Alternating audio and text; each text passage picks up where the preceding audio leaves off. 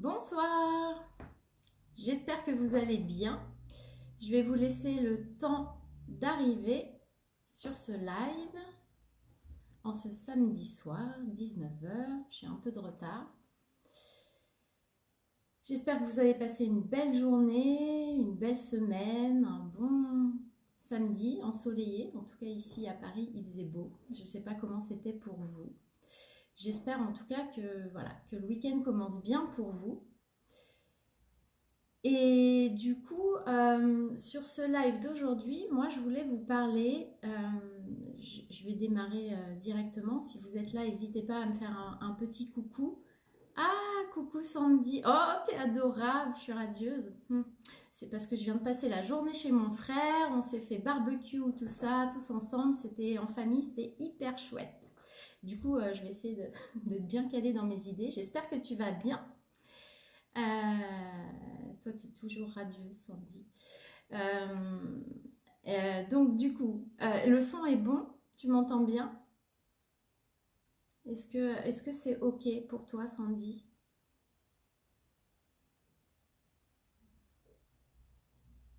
Bonjour Valérie, j'espère que ça va de ton côté. Comment vous allez, mesdames? Comment va votre météo intérieure? Moi, aujourd'hui, c'est ensoleillé. Oui, le son est OK, super. Et vous, comment c'est chez vous? Vous vous sentez comment en cette fin de semaine, ce début de week-end? Bon, j'espère que vous allez bien. Je verrai vos messages qui vont arriver derrière si vous répondez. Euh, du coup, le live d'aujourd'hui, je voulais vous parler. Ah, c'est agaçant ça. Je me rends compte que j'ai. Attendez, j'ai pas désactivé les notifications. Tac. Super soleil, j'imagine, à Montpellier. B. Valérie, toi aussi, t'as fait un barbecue et toi aussi, t'as bu un peu de vin et c'est un peu compliqué. Coucou Annie, j'espère que tu vas bien aussi. Météo un peu turbulente, Sandy. Ah, bah quand c'est turbulent, il faut prendre du recul et surtout soleil. Bah oui, j'avais compris Valérie. Surtout Sandy, quand c'est turbulent, ce qui est important, c'est de prendre du recul et d'essayer de comprendre pourquoi c'est turbulent, d'essayer de voir derrière qu'est-ce qui se passe chez soi. Parce que, parce que quand on se sent voilà, entre deux eaux ou qu'on sent qu'on est un peu perturbé, c'est toujours hyper intéressant de prendre le temps de prendre du recul et d'essayer de comprendre qu'est-ce qui se passe en nous à ce moment-là. Donc n'hésite pas à essayer d'aller explorer ça, ça va t'éclairer et surtout de voir comment tu peux gérer ça. Ce que je voulais aujourd'hui, ce dont je voulais vous parler, c'est des... Vous savez, ce truc qu'on... Vous le vivez sûrement, moi je le vis aussi et je l'ai beaucoup vécu. Quand on a le sentiment que ce qui se passe dans notre vie, que ce qui se manifeste dans notre vie n'est pas du tout aligné avec ce qu'on souhaite ou ce qu'on veut faire. Par exemple, le rosé était bon. En tout cas, moi, il était bon. Je ne sais pas pour Valérie, on n'était pas ensemble. Euh, le, vous savez, quand parfois on se dit, bah, par exemple, il se passe une situation avec quelqu'un, je me dis que je vais lui dire les choses comme ça ou je ne vais pas lui dire ce que je pense parce que je me sens en colère, parce que etc. Et en fait, quand je suis face à la personne, je vais pas pouvoir m'empêcher, ça va comme sortir tout seul, c'est comme plus fort que moi, je vais dire ce truc qui est à l'intérieur de moi et que j'ai envie d'exprimer. Euh, il y a parfois aussi dans notre vie, on a des situations où c'est pas du tout ce qu'on souhaite. C'est notamment le cas dans les relations interpersonnelles, les relations amoureuses. Je prends par exemple le cas d'une personne que j'accompagne où, ben, alors qu'elle sait quel genre d'homme elle recherche dans sa vie, et ben, systématiquement elle va se retrouver avec un type d'homme qui va se révéler, parce que souvent au début c'est pas comme ça, mais qui va se révéler être le contraire de ce qu'elle recherche. Et on se dit mais c'est pas possible, en fait je veux quelque chose, consciemment, mentalement, j'ai décidé de quelque chose et finalement c'est comme s'il y avait un truc plus fort que moi qui sabotait tout. Donc c'est ce sujet-là que je voulais aborder. Et dans ces cas-là, ce qui est important de comprendre, c'est qu'il y a toujours une blessure derrière. quand on vit ce genre de situation, c'est toujours en lien avec une blessure.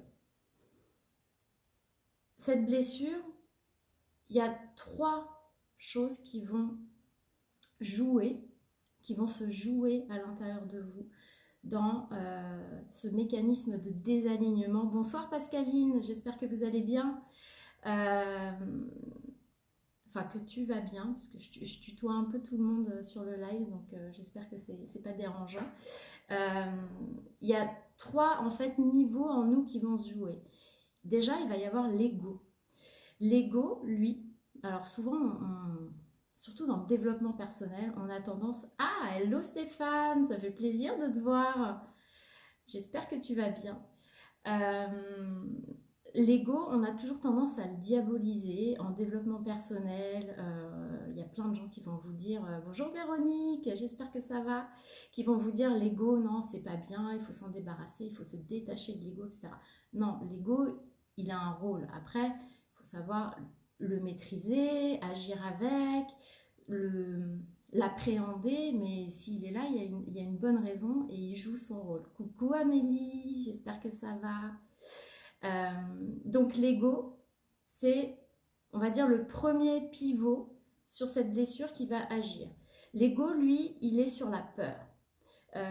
Il va être dans l'évitement, c'est-à-dire qu'il a gardé en mémoire qu'à un moment donné, on a vécu une situation qui nous a fait souffrir et il va tout faire pour éviter de ressentir à nouveau ce qu'on a ressenti à ce moment-là quand on était enfant. Donc, en fait, il n'a pas intégré l'ego qu'aujourd'hui on est des adultes, qu'on est capable de gérer les situations, qu'on est fort, qu'on a une capacité d'adaptation et une capacité à encaisser les choses. Et il est persuadé qu'on va revivre les situations de la même manière qu'on pouvait les vivre quand on avait 3 ans, 4 ans, 2 ans, 6 mois, peu importe l'âge qu'on avait au moment où on a vécu la blessure. Donc lui, ce qu'il veut, c'est nous protéger et nous protéger en évitant parce qu'il a peur.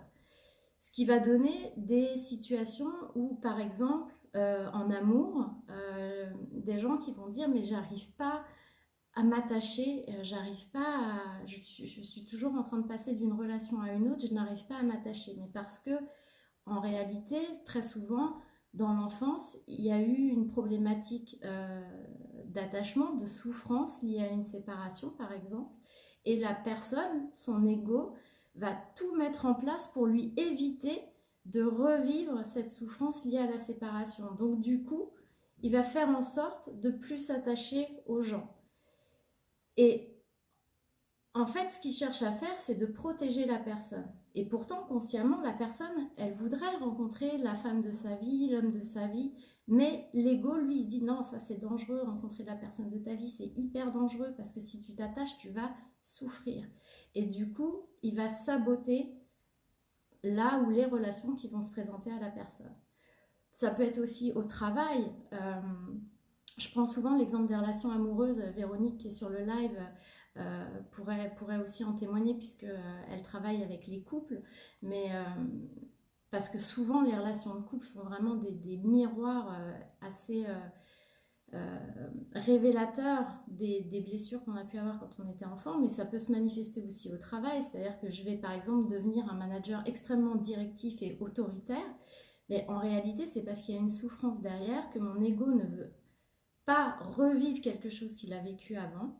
Il veut par exemple pas être dominé, absolument pas.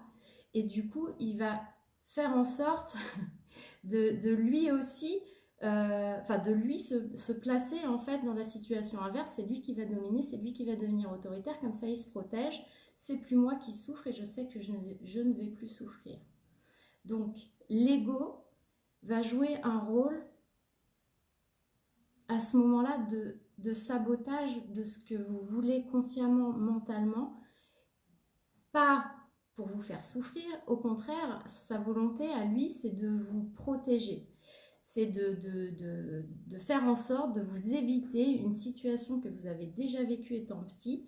Il n'est pas conscient que vous êtes capable aujourd'hui de le gérer, donc du coup, il fait tout pour vous mettre en retrait par rapport à un risque en réalité. Coucou Valérie! Oui, moi aussi, je suis contente de te voir. Oui, c'est ça, mécanisme de protection, Véronique, exactement. Donc, il y a l'ego. Ok, ça c'est, on va dire, le premier acteur, là, dans ce que je vous parle sur le sabotage par rapport à une blessure. Il y a l'inconscient aussi. L'inconscient, alors lui, c'est différent. Il ne va pas chercher forcément à vous protéger et à éviter une situation.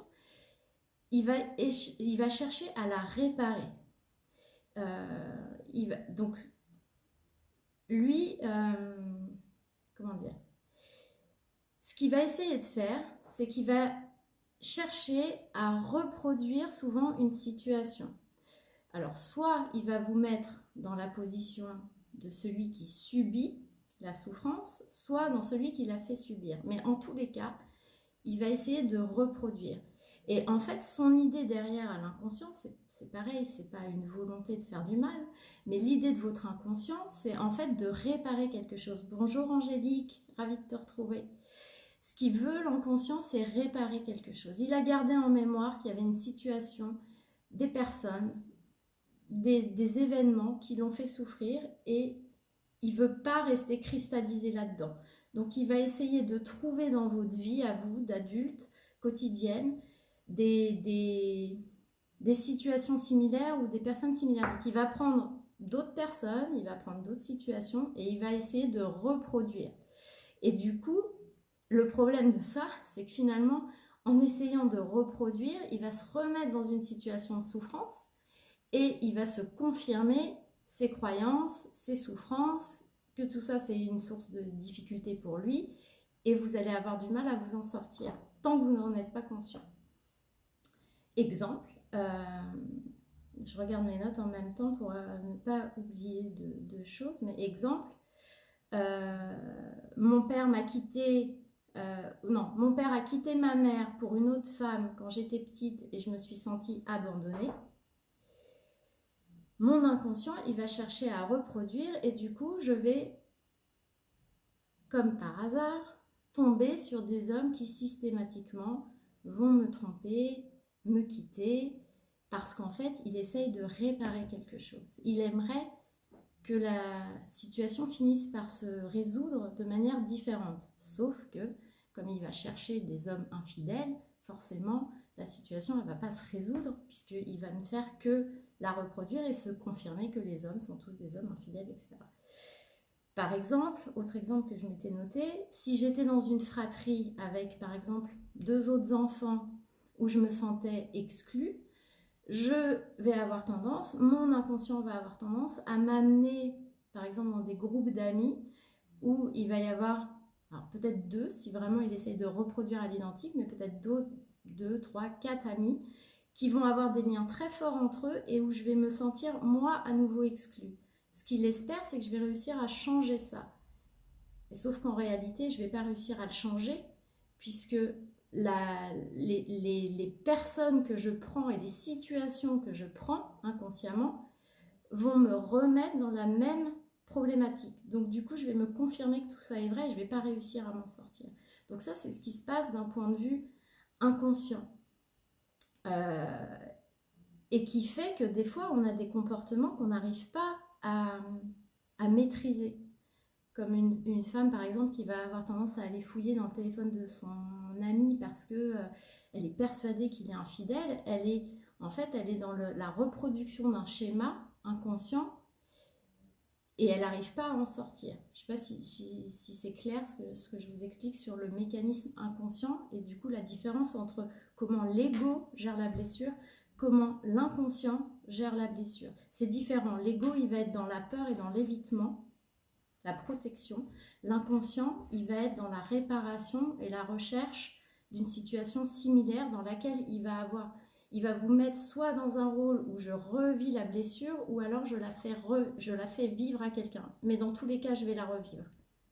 Soit en étant le bourreau, soit en étant la victime. Si on parle du triangle Cartman et qu'on reste sur cette triangulation. C'est clair jusque-là pour vous ? Très clair. Ok, super. Il y a un troisième un troisième point qui joue dans les blessures est super clair, super Valérie. Il y a un troisième axe dans la gestion de cette blessure. Donc on a l'ego, on a l'inconscient et puis on a l'âme. L'âme, elle est venue s'incarner pour vivre des blessures particulières. Oui, super. Bon, bah c'est bien si c'est clair. Quelle équipe? Ouais, tu m'étonnes, quelle équipe. L'âme, elle est venue pour vivre des choses particulières.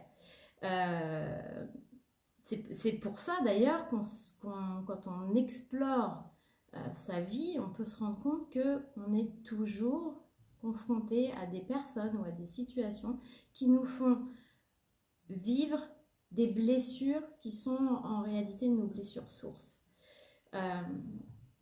Donc, je regarde encore mes notes pour être sûre de rien oublier. Du coup, notre âme, elle est venue vivre ça. Donc, l'univers, parce que la vie est bien faite et la vie fonctionne comme ça, l'univers, il va nous amener des situations et des personnes tout au long de notre vie qui vont venir faire écho à ces blessures.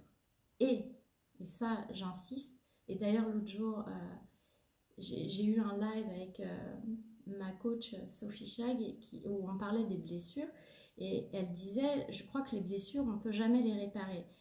Et je crois que oui, c'est vrai, on peut apprendre à les connaître, à les gérer, mais on ne peut jamais les réparer. Et totalement. Et l'univers va continuer toute notre vie à nous les amener, à nous les offrir comme des sortes de paliers d'évolution. On va passer un cap, on va le gérer, on va aller explorer, on va aller pacifier. Et puis après, ça va se représenter sous une autre forme. Ça peut être dans la vie amicale, dans la vie professionnelle, dans la vie amoureuse. Voilà, dans les différentes sphères. On va passer le cap et ça va se reproduire encore.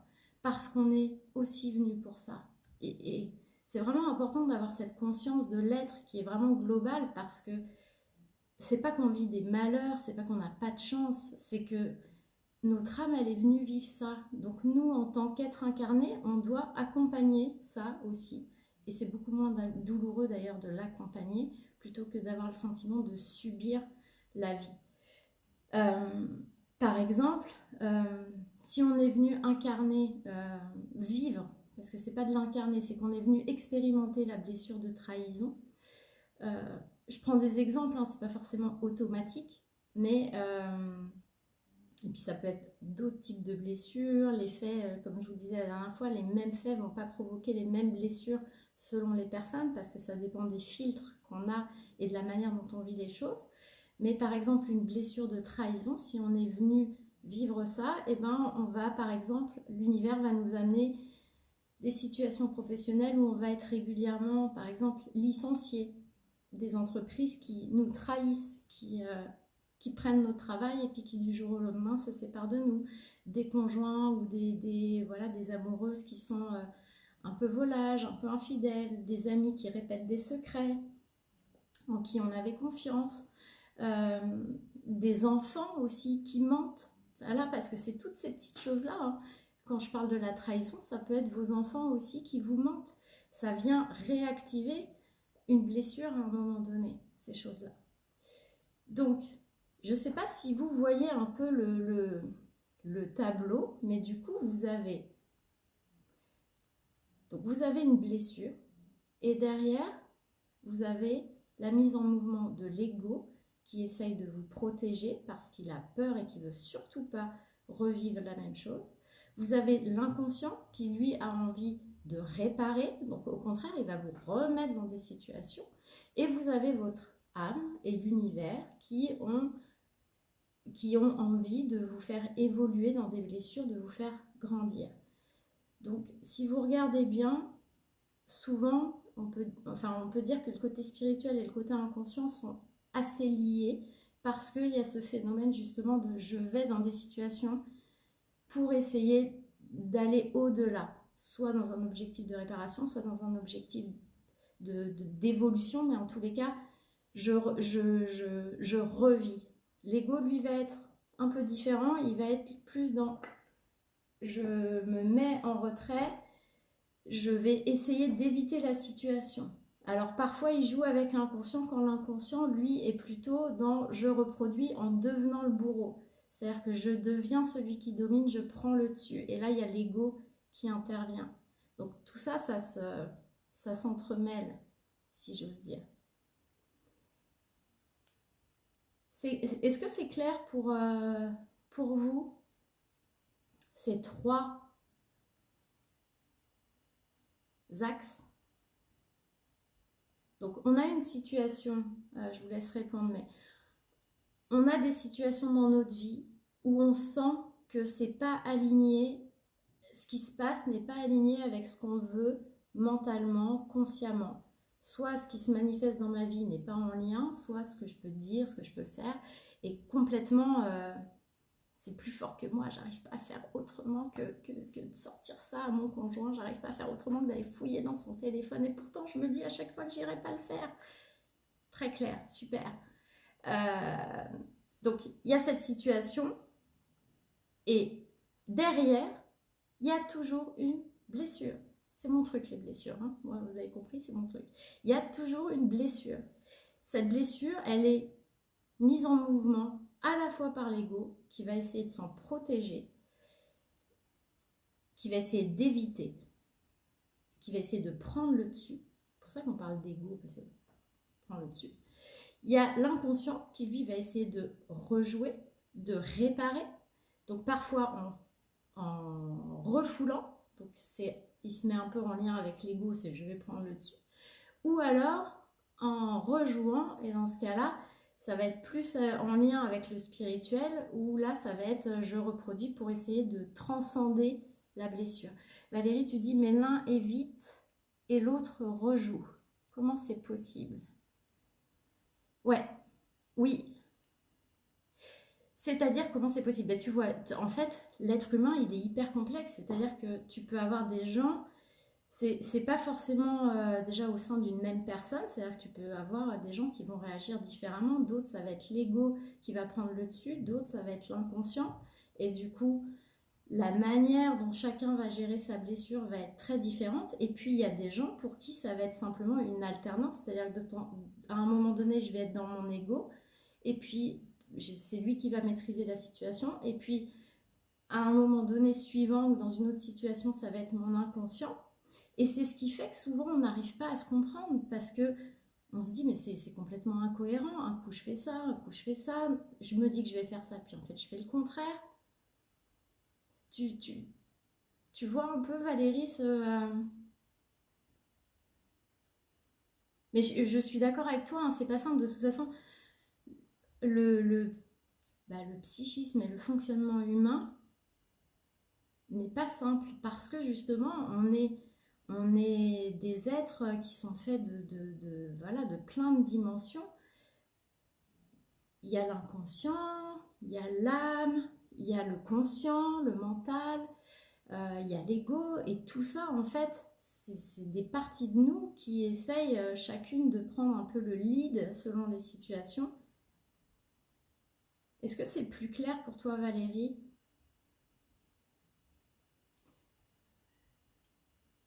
Est-ce que c'est clair pour les autres personnes qui sont là? J'ai vu que... Alors, attendez, je regarde juste. Sandy, elle disait que c'était clair. Angélique aussi. Valérie. Sandy. Actuellement, je relis le livre Les 5 blessures qui empêchent d'être soi-même. C'est bien plus clair depuis qu'on travaille ensemble. Super. Ouais. Mais c'est pas évident, hein. Les blessures, c'est vraiment pas évident. Lise Bourbeau a fait un travail formidable de classification. C'est plus clair, Valérie? Bon, super. Pascaline, oui. Lise Bourbeau a fait un super travail de classification. D'ailleurs, voilà, on en parle énormément. Même si il y a, je pense, d'autres blessures que les 5 majeures qu'elle met dans son livre, mais c'est un super travail. Après, c'est vraiment difficile parce que, c'est ce que je vous disais sur des précédents lives, l'ego, il a surtout pas envie qu'on aille retoucher à des souffrances. Donc du coup, il va avoir tendance à vous faire croire que la blessure, c'est celle-là, alors qu'en fait, c'en est une autre. Et comme, par certains aspects, elles peuvent se confondre, c'est parfois difficile de mettre le doigt précis sur la blessure ou les blessures qu'on porte en soi. Alors justement, pour continuer sur comment on peut faire dans ces situations-là. Donc, en fait, dans tous les cas, la situation se joue, c'est juste le mode de réponse qui change. Oui, tout à fait. Ouais, c'est le mode de réponse qui change. Et la grande clé, ça fait partie voilà, de ce que j'allais dire après, la grande clé, c'est surtout de comprendre. Moi, vous avez compris, il y a les blessures, c'est mon truc, mais il y a aussi la conscientisation. Pour moi, être conscient de ce qu'on vit, c'est ok, l'inconscient il est en train de jouer, l'ego il est en train de jouer, mais tout ça, ça se maîtrise à partir du moment où c'est remonté à la conscience. Et il faut que ça remonte à la conscience. C'est de démêler, le plus compliqué c'est de démêler la pelote de laine. Ouais, c'est clair. Une fois qu'elle est démêlée, c'est comme si tu faisais ah mais ouais, j'ai compris. Mais en fait ça et ça et ça. C'est comme si le puzzle d'un coup il faisait tout. Et c'est tout clair. Et après, c'est beaucoup plus facile. Le plus difficile, c'est ça, Sandy. C'est de démêler la pelote et de mettre le puzzle entier. Parce que souvent, on a des bouts de puzzle. Et on n'a pas le puzzle entier de notre vie et de comment on fonctionne. Et ça, c'est hyper important. Et donc, j'allais dire, la clé, c'est de s'observer. D'observer, est-ce que, dans une situation, est-ce que je suis dans un mode déjà de protection ou est-ce que je suis dans un mode de réparation? Je prends un exemple, parce que parfois la frontière, elle est ténue. Par exemple, je suis quelqu'un de... j'allais utiliser un mot pas très sympa. Je suis quelqu'un de radin. J'épargne, je dépense rien, je mets beaucoup d'argent de côté. Je me rends compte que c'est lié à mon père, mon grand-père.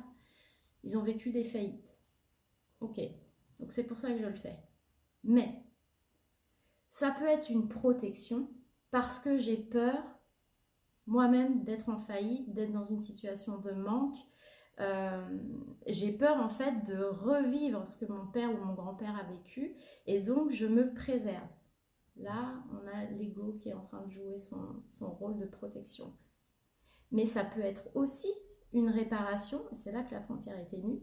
Ça peut être que ma mère, ma grand-mère, a super mal vécu cette situation de faillite et qu'en fait, en étant moi-même radin, épargnant, etc., je mets ma mère et ma grand-mère dans la même... Enfin, je mets mon épouse, par exemple, dans la même situation que ma mère et ma grand-mère.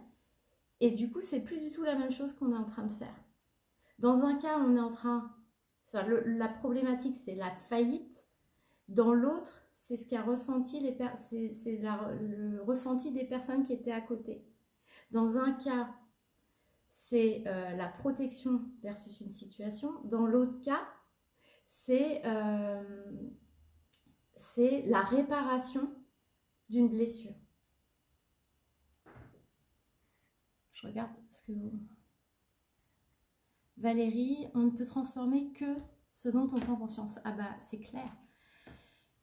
Donc ça crée pas, oui, j'en ai fait une belle prise de conscience hier, tristesse aujourd'hui, sereine, car je sais que je vais pouvoir transformer. Ouais, tes lives sont des pépites, oh, t'es adorable, merci. Donc voilà, donc la frontière entre est-ce que je suis en train de me protéger, est-ce que je suis en train de réparer, est-ce que c'est mon ego, est-ce que c'est mon inconscient, elle est ténue. Et c'est bien de comprendre ce qu'on est en train d'essayer en fait de soigner et de guérir. Donc c'est déjà la première étape, c'est ça, c'est s'observer. Mais vous m'entendrez souvent le dire fréquemment. Pour ceux qui me suivent toutes les semaines, à chaque fois je vous dis observez-vous, observez ce que vous faites. Ensuite il faut aller réparer, travailler la blessure, parce que donc c'est ça la clé derrière, c'est la blessure d'origine. Celle que vous avez vécue quand vous étiez tout petit. Il y a plusieurs techniques.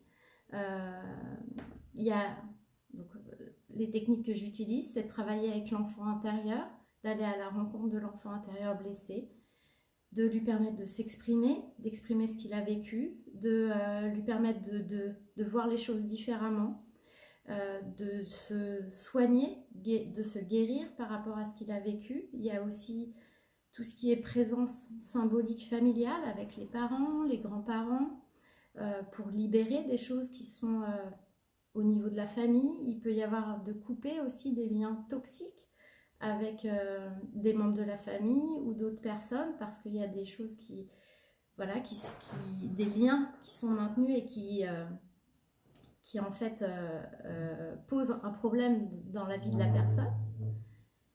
Et réunion de collectif, qui répare, qui guérit, qui évite. Allez, que chacun s'exprime, j'observe. Ouais, c'est ça, mais c'est de se regarder dans son entièreté et dans toute la complexité en fait de notre être, parce qu'on est vraiment complexe. Et moi, souvent en séance, j'ai des gens qui me disent mais c'est pas possible, on est complètement maso. Non, on n'est pas maso. En réalité, on essaie juste de se guérir et de se faire du bien, mais c'est vrai que des fois, ça prend des chemins qui sont très complexes et qui sont des chemins finalement de souffrance. Donc la réparation, et en fait, quand on va pacifier la blessure, l'inconscient et l'ego vont être apaisés. Ce qui veut dire que l'ego, il va comprendre que en fait, oh, en fait Stéphanie, elle est capable de gérer ça. En fait, s'il y a une séparation, elle arrive à le gérer. Ok, elle est triste, mais finalement, c'est pas aussi douloureux que quand elle avait 3 ans. Ok, je peux laisser faire, je peux la laisser s'attacher. Voilà ce qui va se passer du point de vue de l'ego. Du point de vue de l'inconscient, c'est pareil. Il va se dire, ok, c'est réparé, j'ai pas forcément besoin de continuer à aller reproduire des situations. Et souvent, les choses d'elles-mêmes, elles vont se tasser. Ce que je disais dans la conférence que j'ai donnée au congrès, souvent les relations d'un coup, comme par magie, elles vont changer. C'est comme si d'un coup, les gens qui rentrent dans notre vie vont être différents. Les situations vont être différentes. Les travails qui vont s'offrir à nous vont être différents. Coucou Béatrice, j'espère que tu vas bien. Mais, c'est ce que je vous disais tout à l'heure, il y a toujours l'âme qui est là, qui est venue vivre quelque chose, qui est venue vivre une évolution. Donc, vous aurez beau réparer cette blessure, l'univers va continuer. Ah, au revoir Angélique, à très bientôt. L'univers va continuer à vous offrir des situations de test. Alors on se dit ah non, j'ai toujours pas guéri ma blessure. Si, elle est guérie, sauf que en fait c'est comme si il y a des niveaux où ouais, il y a des situations différentes et votre âme, elle a décidé de venir pour vivre ça. Donc du coup, elle cherche à les vivre dans différentes configurations. Et du coup, ça va continuer à se présenter à vous, mais ça va être extrêmement différent. Parce que justement, l'ego va plus, vous allez le voir, enfin, il va plus avoir besoin de se protéger, il sait que vous savez gérer. L'inconscient, lui, il va pas avoir besoin de reproduire ou de réparer parce qu'il sait que ça y est, c'est ok.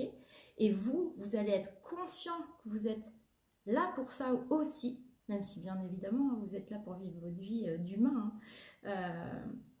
Qu'il est joueur cet univers, ouais, il est très joueur, mais il est plein de cadeaux aussi. C'est Candy Crush, oui, c'est ça. Mais l'autre fois, c'était ma coach qui disait c'est comme dans Mario Kart et ouais, j'ai des champignons et clac, je passe à un autre niveau. Oh, encore un autre niveau à passer, tac, tac, tac. C'est un peu ça. Il y a des niveaux variés de guérison. Ouais, tout à fait. Donc ça va continuer, mais après, quand on en a conscience, on sait qu'on est là aussi pour ça. Je disais, on est là pour vivre notre vie d'humaine, vivre une vie aussi terrestre, matérielle et tous les plaisirs de cette vie-là. Mais on sait en arrière-plan qu'il y a ça. Donc il faut être aligné et en lien avec ça pour pouvoir le vivre le mieux possible et pouvoir offrir justement à notre âme ce pourquoi elle est venue aussi s'incarner en nous et qui fait que la vie est super chouette. Je vous parlerai sûrement lors de prochains lives parce que c'est hyper important de choses que j'ai moi-même vécues qui sont... Alors, je dis pas que j'ai vécu le pire, hein, mais j'ai quand même vécu des choses assez lourdes pour les gens qui me connaissent. Et aujourd'hui, et franchement, c'est pas en mode égo, je me la pète, etc. Mais aujourd'hui, je vois tout ça comme des cadeaux. Et Stéphanie Hervé, lors du congrès de l'écologie relationnelle, qui a évoqué la perte de son bébé, qui derrière l'a fait beaucoup évoluer, disait que c'était pour elle un cadeau mal emballé. J'ai beaucoup aimé l'expression, et c'est vrai que moi j'ai vécu des cadeaux mal emballés dans ma vie, mais c'était des cadeaux. Et un jour, voilà, je pense que sur un prochain live, je vous en parlerai parce que c'est important de comprendre aussi que toutes les choses qu'on vit, parfois on a l'impression que c'est terriblement difficile, mais c'est aussi des choses qui, une fois qu'elles sont travaillées, c'est des sources j'allais dire de grandissement, c'est pas très joli, mais on prend sa puissance, on prend sa place, on est là quoi. Et on sait pourquoi on est là. Voilà. J'espère que j'ai été claire, que tout ça vous a donné des clés de compréhension.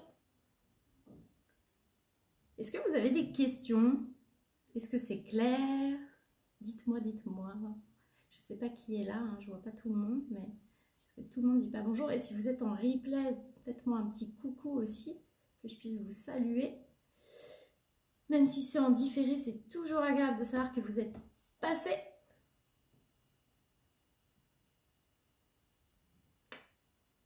Super, comme d'hab, Stéphanie. Merci Valérie. C'est adorable. Je vous laisse le temps de répondre. Valérie, même mal emballé, oui, ce sont de véritables cadeaux, les plus gros cadeaux pour ma part. Mais on le découvre après. Ouais, merci, c'était super. Ouais, Valérie, effectivement, on le découvre après, souvent longtemps après. Mais une fois qu'on a découvert, en fait, coucou, une fois qu'on a découvert effectivement que ça restait des cadeaux, la vie prend une dimension qui est tellement différente. Bon, j'ai l'impression que c'était clair pour tout le monde. Écoutez, je vous remercie pour votre présence. Je vous souhaite une belle soirée. Et puis je vous dis à la semaine prochaine. Passez un bon, j'allais dire week-end, mais il est déjà bien commencé. Un bon dimanche. Et puis je vous dis à samedi. Bye!